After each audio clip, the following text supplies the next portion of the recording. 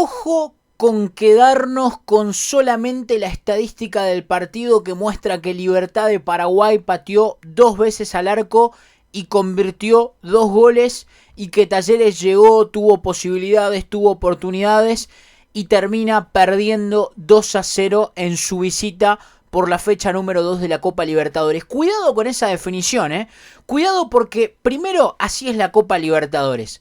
Es difícil, es compleja, al frente tenés equipos que tienen sus herramientas y las explotan al máximo, y Libertad es un equipo que no vemos habitualmente, pero que hoy entendimos que con sus herramientas ganó bien, explotó al máximo lo que tiene, que es la eficacia, es que no pierde hace no sé cuántos partidos, es puntero en el fútbol paraguayo, no se complicó, no presionó a Talleres, hizo el primer gol desde una pelota parada, jugada preparada donde todo Talleres dormía, hizo el segundo gol en el momento donde Talleres se quería despertar en el segundo tiempo y aprovechó de un Talleres que nuevamente comete los mismos errores. A mí me queda la sensación de que Talleres no aprendió nada del ciclo Cacique Medina. Por eso pregunto, ¿volvió el Cacique?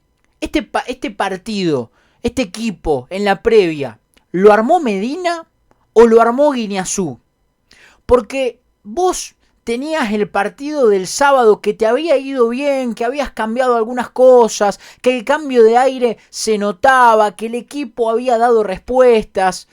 Arranquemos por la mitad de la cancha. Lo mejor que tenía Talleres frente a Gimnasia era la mitad de la cancha. Hoy la modifica de principio a fin Guiñazú.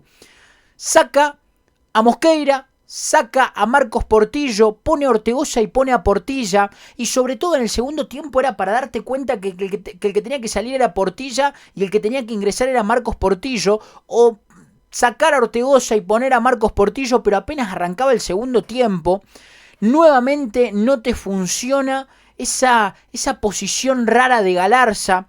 A Galarza lo están empezando a quemar en Talleres. A Galarza están haciendo que sea un jugador que pasó de tener muy buenos rendimientos, que en su selección juega y lo hace muy bien, que es una de las revelaciones de la selección paraguaya, a que en Talleres hace 6-7 partidos no encontremos argumentos para que se sostenga como titular. Lo de Talleres hoy volvió a ser malo en todo sentido. No hay que quedarse, insisto, con las pocas veces que llegó Libertad, porque Libertad es su estilo, es su forma, es la herramienta que tiene.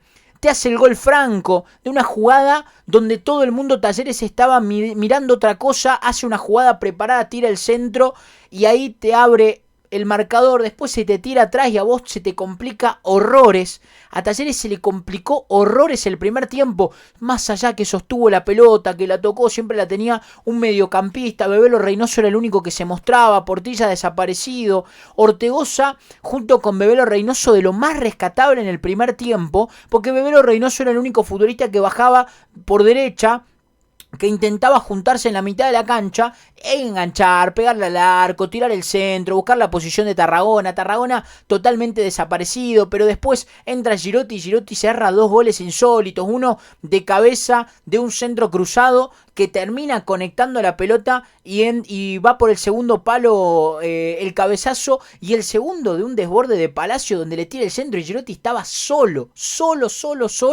y termina errándole a la pelota, termina errándole a la posición y no descuenta Talleres lo que podría haber descontado. Se hace complicado cuando vos ya el planteo lo haces mal, cuando vos el equipo ya lo parás de la misma mala manera, más allá de que me van a decir que los titulares venían siendo Ortegoza y Portilla, más allá que me van a decir que el Cholo mantuvo a Bustos por izquierda, a Tarragona de doble 9. ¿Para qué volver a incluir a Galarza en un equipo que te había funcionado con De Pietri y con Bebelo Reynoso más suelto? Y ustedes me dirán del otro lado, porque mucha gente se quedó con que Bustos fue extremo contra Gimnasia, y si bien Bustos jugó por izquierda, Bustos era un delantero suelto que arrancaba por izquierda, que en alguna jugada esporádica, y de hecho tuvo un mano a mano contra el arquero de Gimnasia, arrancando por izquierda y una jugada muy de extremo, pero se juntaba más con Bebelo Reynoso, tenía más contacto con Marcos Portillo.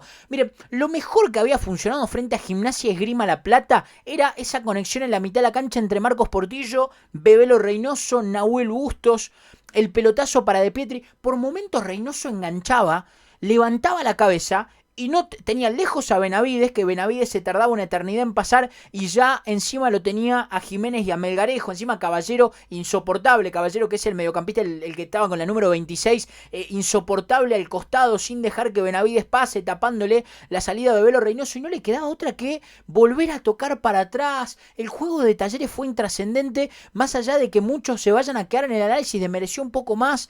La Copa Libertadores no es merecimiento, el fútbol no es merecimiento. Ojo con esto de que Talleres mereció un poco más, porque es lo que ha llevado al cacique a dejar de ser el entrenador, ha llevado a muchos jugadores de estos a estar discutidos, ha llevado hoy a la dirigencia con Andrés Fassi a la cabeza al estar discutido, porque basta de hablar de merecimiento, y sobre todo en la Copa Libertadores, porque vos en el campeonato local podés alguna vez merecer más, merecer menos y ganarlo. En la Copa Libertadores no, maestro. En la Copa Libertadores tenés que ser efectivo, en la Copa Libertadores tenés que ser inteligente, en la Copa Libertadores tenés que ser eficaz, tenés que ser todo lo que fue Libertad hoy. Libertad entiende que no tiene un plantel que desborde jerarquía y que tiene dos delanteros de 42 años. Entonces, como entiende que tiene dos delanteros de 42 años, como entiende que se puede apoyar en algún que otro futbolista esporádicamente y que al frente va a tener un equipo argentino, te juego paradito atrás, bien armadito, no me desarmo, aprovecho tu desinteligencia, porque si repasamos los goles que le hace Libertad, los dos goles que le hace Libertad, que los podemos repasar tranquilamente, son goles propiamente de Talleres. Podrían haber hecho muchísimo más en la primera jugada, en el primer gol, partir de la base de no estar mirando para otro lado y no estar en otra, en un partido que se está jugando de Copa Libertadores, porque agarra toda la defensa, agarra todo el equipo distraído de una jugada rápida donde Libertad te vacuna, y en el segundo tiempo, cuando Talleres va, cuando Talleres lo avasalla un poquito más de la posición, cuando el técnico hace algunos cambios, te meten un pelotazo de un retroceso espantoso de Talleres, de un retroceso malo, de un retroceso donde todos los futbolistas quedan mal parados y corren detrás de la pelota. Y claro, bueno, patean al arco, sale Guido Herrera mal, porque para mí lo agarra. Lo mejor que tenía Guido Herrera siempre fue la chica en el arco, siempre fue salir a achicarte muy pero muy bien, y la realidad es que en esto no te sale a achicar bien, lo agarra la pelota caminando, lo agarra la pelota achicando y termina siendo el 2-0 de Libertad, que baja la persiana, que lógicamente ya con el 2-0 defendiéndose de la manera en lo que lo estaba haciendo, viendo que Talleres no tenía idea, viendo que el equipo encima en el banco de suplente no tenía respuesta, que te entra Girotti, que te entra Palacios, no entendí por qué De Pietri no fue titular, más allá de que siempre remarco lo mismo y recalco lo mismo, ¿no? Con querer decir que no entiendo por qué De Pietri no es titular, por qué Marco Portillo no es titular, por qué se vuelve a modificar algunas posiciones, por qué juega Galarza. Ningún jugador hoy de Talleres está en un nivel superlativo como para decir este es titular indiscutido y este tiene que jugar sí o sí, porque están todos discutidos, porque están todos en un momento malo. Por eso se le recalcaba tanto a Guiñazú haber cambiado un poco, por eso se le recalcaba tanto, por eso se hablaba de, che, bueno, es bueno que Guiñazú haya cambiado contra Gimnasia, es bueno que Guiñazú haya cambiado contra Gimnasia, porque fíjate que si no cambiaba, se le venía la noche, le dio aire fresco con Marcos Portillo. ¿Alguien me puede explicar qué pasa con Marcos Portillo? Me gustaría saber qué es lo que pasa con Marcos Portillo, porque viendo lo que le aporta al equipo, viendo lo que le falta a Talleres, viendo lo que necesita el equipo, viendo las pocas veces que ha entrado, incluso con Armenio, que fue una dura derrota, con Gimnasia, el año pasado, porque no es que estamos hablando solamente de 2 partidos, sino estamos hablando de un futbolista que se mantuvo en la regularidad hasta antes de la lesión. Pero es un jugador que entra solamente en el equipo suplente y cuando entra en los equipos suplentes marca la diferencia, y hoy no entra y ni siquiera es que tiene a fenómenos compitiendo con él, porque el nivel de Portilla es malo, porque el nivel de Ortegoza es de lo mejor, pero también deja algunas dudas, más allá que Ortegoza en el primer tiempo haya sido el único que pateó al arco y que tuvo la posibilidad de esa pelota que pega en el palo y que capaz el 1-1 cambiaba el partido. Pero no entiendo qué es lo que pasa con Marcos Portillo, no entiendo esta lógica de algunos entrenadores de, che, lo que me salió bien, hace 3 días lo cambio. Lo que me salió bien, lo que está prolijo, lo que ganó frente a Gimnasia lo cambio. ¿Por qué? No lo sé, no lo sé. Después, Girotti por Tarragona es el cambio que propone Guiñazú para salir a jugar el segundo tiempo. Para mí, Tarragona no tuvo incidencia, no tuvo injerencia en el primer tiempo, pero Girotti erró 2-3 pelotas claves, 2-3 jugadas claves que podrían haber sido el descuento de Talleres para meterlo en partido. Después sale Bustos, entra De Pietri.